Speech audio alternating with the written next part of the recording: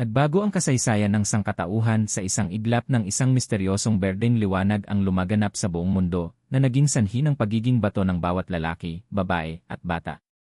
Kabilang sa mga naapektuhan ay si Senku Ishigami, isang henyo na estudyanteng mahilig sa siyensya, at ang kanyang tapat at matibay na kaibigang si Taiju Oki, na nasa bingit na ng pag-amin ng kanyang pag-ibig sa kanyang crush na si Yuzuriha. Si Taiju ay nananatiling gising sa pamamagitan ng matinding lakas ng loob sa loob ng mahigit 3,700 taon na pinapagana ng kanyang pagnanais na protektahan si Yuzuriha. Sa taong 5,738, sa wakas ay nakawala siya mula sa kanyang batong balot.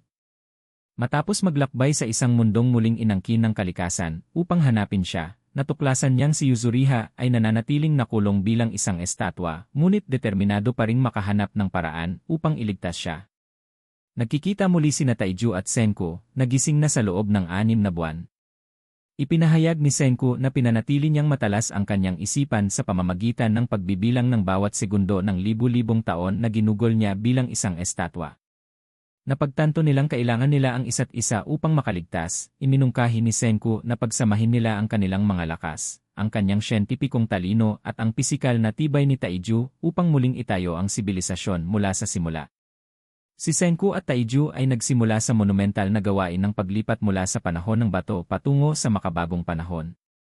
Kasama sa kanilang mga pagsisikap, pagpapanatili sa kalikasan, pagkilala sa mga nakakain na halaman habang iniiwasan ang mga nakakalason at paggamit ng asin na pinino mula sa tubig dagat upang mapabuti ang kanilang dieta.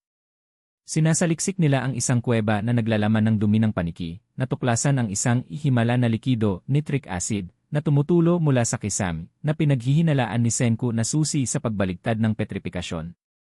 Sinimulan ni Senku ang paggawa ng ital, isang ahente sa pag-ukit, sa pamamagitan ng pag-convert ng mga ubas sa alak at pagkatapos ay pag-distill nito sa brandy.